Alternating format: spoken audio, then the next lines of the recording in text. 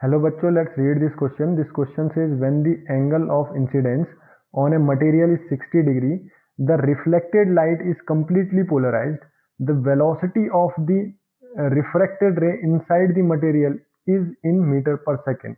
तो हमें इस क्वेश्चन में क्या पूछा गया है, जब जो एंगल ऑफ इंसिडेंस है मटेरियल पे वो 60 डिग्री है और जो रिफ्लेक्टेड रे है वो कंप्लीटली पोलराइज है, तो हमें बतानी है velocity of refracted ray inside the material in metre per second. तो इस क्वेश्चन का जो की कॉन्सेप्ट है वो है ब्रीवेस्टर लॉ. तो ब्रीवेस्टर लॉ क्या कहता है कि सपोज ये हमारा एक मीडियम है जिसका कि रिफ्रैक्टिव इंडेक्स म्यू है. तो सपोज यहाँ से हमारी एयर से जो है हमारा जो है रे आ रही है कोई और नेचुरल लाइट आ रही है, मतलब अनपोलराइज लाइट आ रही है और वो इस मीडियम पे इंसिडेंट हो रही है. तो ब्रीवेस्टर लॉ क्या कहता है कि एक ऐसा एंगल होगा जब हमारा जो है रिफ्लेक्टेड लाइट जो होगी वो कंप्लीटली पोलराइज होगी और जो हमारी रिफ्रैक्टेड रे होगी वो कुछ इस तरीके से होगी जो अनपोलराइज होती है थोड़ी सी. और ये वाला जो है ये पोलराइज लाइट होगी हमारी. यहाँ से अगर हमारी अनपोलराइज लाइट आ रही है तो उस एंगल पे जो है हमारी बिल्कुल कंप्लीटली जो है पोलराइज हो जाएगी ये वाली रिफ्लेक्टेड लाइट जो है.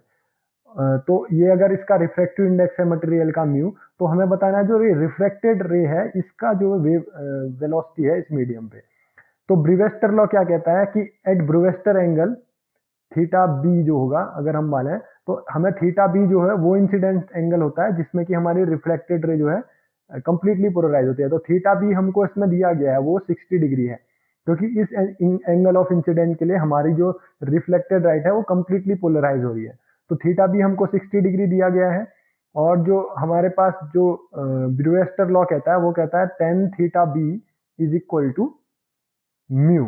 तो इस कंडीशन में हमारी tan theta B is equal to mu होता है. म्यू हमारा क्या होता है, रिफ्रैक्टिव इंडेक्स. और जो रिफ्रैक्टिव इंडेक्स की डेफिनेशन होती है वो क्या कहती है कि जो रिफ्रैक्टिव इंडेक्स होता है वो ratio of velocity of light in vacuum divided by क्या होता है, velocity of light in that medium. तो c बाई वी जो है हमको ये म्यू से मिलता है. तो हमको यहाँ से velocity of light in the medium in this medium क्या मिल जाएगी हमको, v is equal to c by mu. और म्यू इज इक्वल टू क्या है, tan थीटा बी है. तो हम क्या लिख सकते हैं यहाँ से, v is equal to c divided by tan theta B.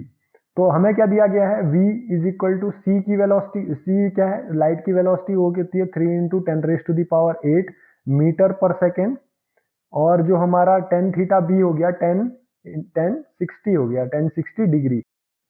तो अगर हम 1060 की वैल्यू हमको पता है कितनी होती है, √3 होती है. तो 3 into 10 raise to the power 8 metre per second divided by under root of 3, क्योंकि 1060 जो होता है वो √3 होता है. तो हमें क्या मिल जाएगा यहाँ से, which implies that v is equal to under root 3 से 3 अंडर रूट 3 टाइम्स कटेगा. तो हमें क्या मिलेगा, under root 3 into 10 raise to the power 8 metre per second.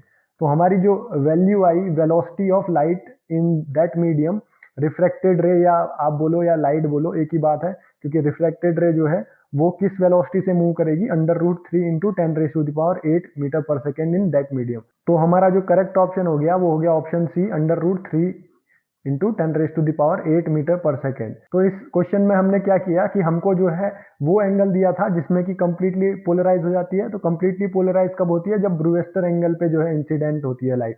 तो ब्रूवेस्टर एंगल हमको दिया हुआ था और ब्रूवेस्टर लॉ क्या कहता है, जो tan theta B is equal to mu होता है. और म्यू की डेफिनेशन हमको पता थी कि वो क्या होती है, ratio of speed of light in vacuum divided by speed of light in that medium. तो उससे हम उस मीडियम में रिफ्रैक्टेड रे की वेलोसिटी जो है हमने कैलकुलेट कर ली और हमारा ऑप्शन सी जो है वो करेक्ट आया. I hope you understand this question very well. Best of luck.